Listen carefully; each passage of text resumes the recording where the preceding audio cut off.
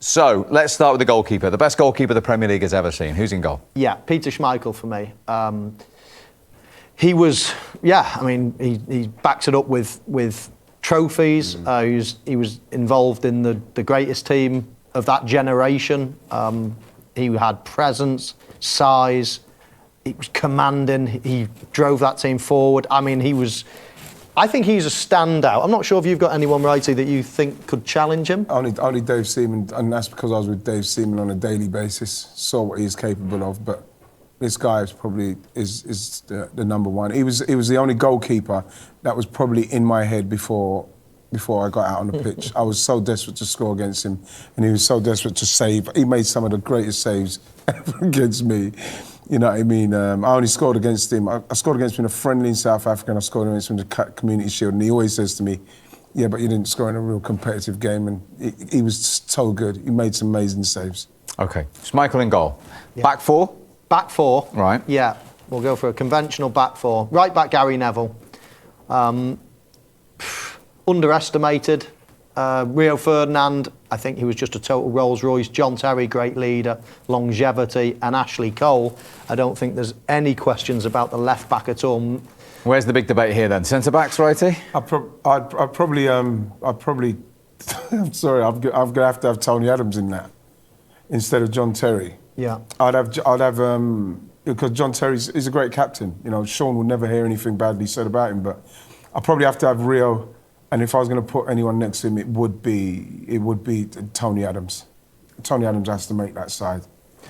One other name that I had in my mind, Steve, was Virgil van Dijk. I think he's the best defender in the world. I think he's possibly as a one-off, as a 1 year, let's say, possibly the best defender I've ever seen. Why is he not in your team then? Because he's not done it for long enough yet. He had a season out, a full season out, not so long ago. He's not been at Liverpool so long. They've only won one Premier League while he's been there. Prior to that, Southampton, and prior to that, of course, he wasn't in the Premier League. So I just feel as if those two players have done more in the Premier League than Virgil van Dijk. But I would have to give him a mention because I think he is off the scale. It's only a few more years carry on doing what he's doing. And he gets in. And he'll be in. Yeah, absolutely. Yeah, it's a great game. This, I'm sure everyone watching. We have different opinions. Yeah. So let's shouting at the television. Exactly. Yeah. This is the bit where I copped out. Did you? Yeah. Midfield. Because you're going to see them all. That's why. That's the thing. Right, come on, Mo. Right. First name that went in, Steven Gerrard. He went in straight away, and then that was followed by Patrick Vieira, and I was to and fro in. There's Lampard, there's Toure, there's Roy Keane, but I went with Scholesy. What a magician. I mean, Steven Gerrard is just, as I say, straight in there, had absolutely everything. So Roy Keane was your best ever Premier League captain, Righty. Would you have him in a best ever team? And if not, would you tell him?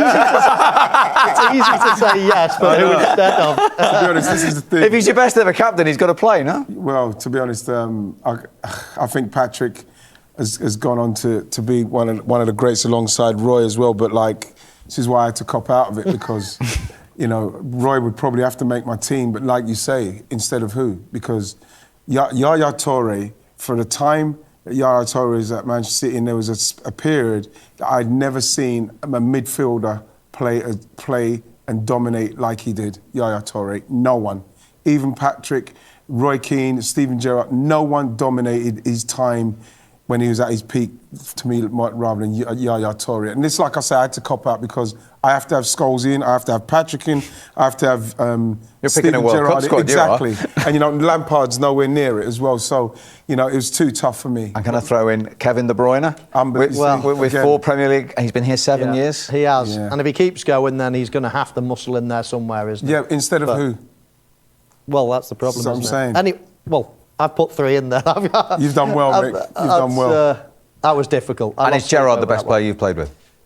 In the Premier League? In the Premier League, Gerrard had absolutely everything. He's just too big, too strong, too fast, amazing in the air, amazing tackler, amazing shooter scores goals, assists, passing is perfection. What can't Steven Gerrard do?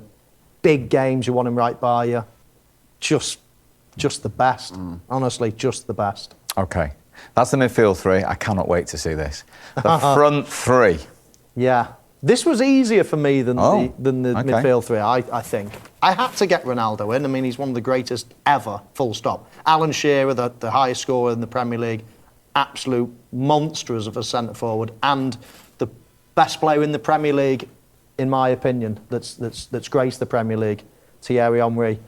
Very, very, very difficult to leave out Wayne Rooney, but they're the three that I've gone for. Wow. I think that Ronaldo's going in there because he's probably going to go down as easily one of the best players in the world. But I think on the Premier League, he was amazing for a bit. But, you know, there's no Cantona in there, Rooney, Mo Salah. Mo Salah, you know what I mean? It's like... Aguero. You know, Drogba.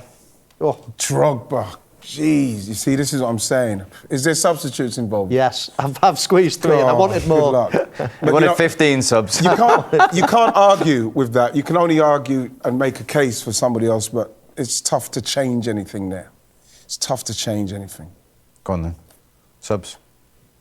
Well, I've gone with Yaya Toure. I've gone with Wayne Rooney. And who else have I gone for? Cantona? No. Kevin De Bruyne? Yes. Kevin that's De Bruyne. who He's I've got to gone be in the for. squad. De Bruyne, yeah. Yeah. Yeah, it's true. Kevin De Bruyne has to be in there, what he's done. Absolutely. It is so difficult because no matter what, and I know there'll be lots of people screaming names at the television now, but it is so difficult leaving players out. That's why I hate to be a manager, because you've got to leave great players out all the time, but you've got to pick 11 at the end of the day. And De Bruyne, yes, he's great, but how do you make a case? Another 2 or 3 years of doing what he's doing, he probably squeezes in. Does he get in place of Scholes? Like you say, like people be shouting at the telly and everything like that. They're Like I great say, I bottled out. But like the fact is, I would challenge anyone to say, who are you taking out? Who are you going to take out to put in, and what's the story? How are you going to get them in there? It's amazing because we have had in this league, and we still have, for me, the best players in the world are in this league. You know what I mean? And just when you just go through that 11, the players that you've left out will still be just as good as them 11 now. Does that just reinforce in a way how fortunate we've been over these 30 years to see the calibre of player come to this country and play in this league? We've seen the most incredible players from all corners of the world as well, which is the best bit. You know, it attracts people from everywhere, not just players, but fans alike. We've been so lucky to have these greats on our shores.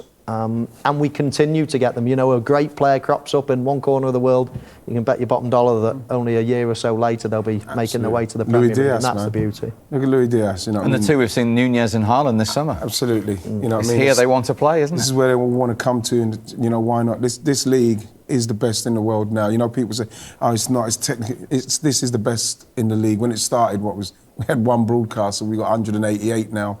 The Premier League goes to every corner of the world because of how good it is. It's an unbelievable product, what we've got here. I'm so proud of the Premier League. Yeah, well, we're all very privileged to watch every week. And while we're talking and picking an 11, we should mention the calibre of managers we've seen over the year and the ones we currently have as well. They all want to come here, don't they? Absolutely. I mean, I said Sir Alex Ferguson as the greatest manager in the Premier League history, but we're looking at Pep Guardiola, we're looking at Jurgen Klopp, and then the likes of Arsene Wenger and Jose Mourinho, managers like that.